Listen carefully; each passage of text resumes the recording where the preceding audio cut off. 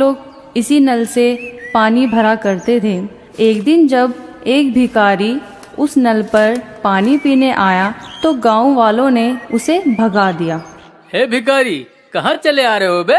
नल की तरफ पीछे हटो बे, भिखारी कहीं के, हट। अरे बेटा, पानी ही पीना चाहते हैं, हम कौन सा तुमसे कुछ मांग रहे हैं।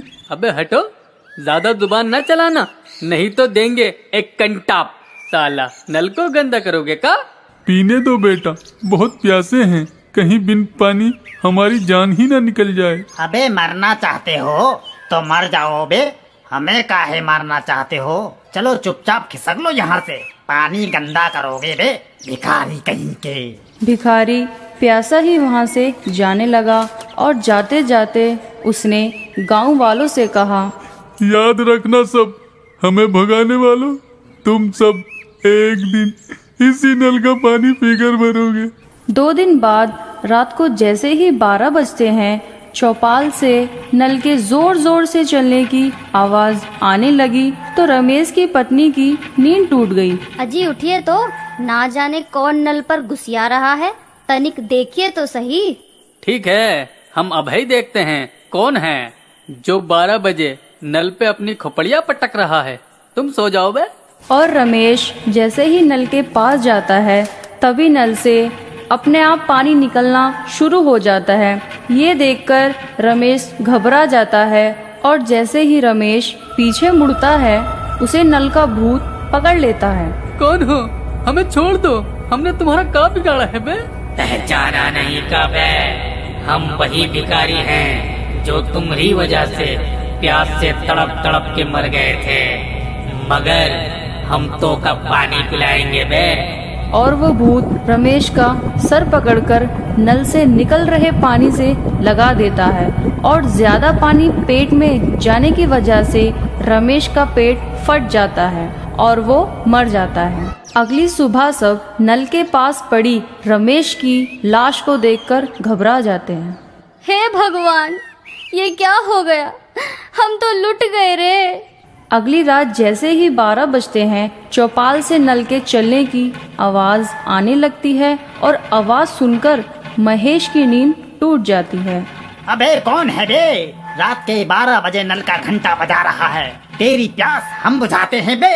और महेश जैसे ही नल के पास पहुंचता है, भिखारी का भूत प्रकट हो जाता है। तुम कौन हो और काहे हमारी जान के दुश्मन बने हो? याद कर, एक दिन तूने ही हमें भगाया था और पानी नहीं पीने दिया था बे, मगर हम तो का पिलावत है पानी। हा हा हा हा हा, लो पियो। और भूत महेश को भी ठीक उसी तरह मार देता है जैसे रमेश को मारा था। और महेश की चीख सुनकर गीता की आंख खुल जाती है और गीता जैसे ही चौपाल का डरावना दृश्य देखती है वो डर की वजह से बेहोश हो जाती है। सुबह महेश की पेट फटी लाश देखकर सबको अपनी चिंता होने लगती है। तभी गीता वहां आकर सबको बताती है, ओह दीदी, वो तो एक एक करके हम सबको मार डालेगा। नहीं बेटा, तुम घबराओ मत, हम तुमको एक बाबा के पास लेकर चलते हैं, वो बाबा हमारी जरूर कुछ मदद करेंगे। और वो एक बाबा के पास जाकर अपनी सारी बात बताते हैं।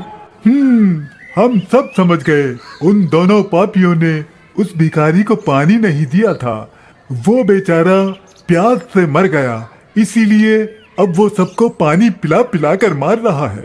बाबा, तो क्या हमें भी अपनी जान गंवानी पड़ेगी? नहीं, तुम सबको कुछ नहीं होगा, ध्यान से मेरी बात सुनो। बाबा उन्हें उस भिखारी के भूत से निपटने का तरीका बताता है।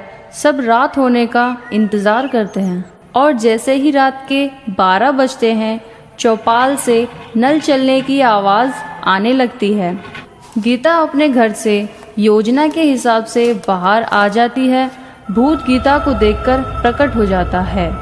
तो आज तुम्हारा नंबर है, मरोगी तुम भी। तुम सबको पानी पिलाते रहे, मगर आज हम तुम्हें पानी पिलाएंगे। और सभी अपने घर से बाहर आ जाते हैं और सबके हाथ में एक एक शीशी है। आज तुम सब मरोगे। तुम्हारी मौत तुमको यहाँ खींच लाई है। हा हा हा हा हा। हम सब मरने को तैयार हैं, मगर एक तो इच्छा है, पूरी कर दो। हाँ, हमारी इच्छा पूरी कर दो। कहो, क्या इच्छा है तुम्हारी? हमको अपनी असली सूरत दिखा दो।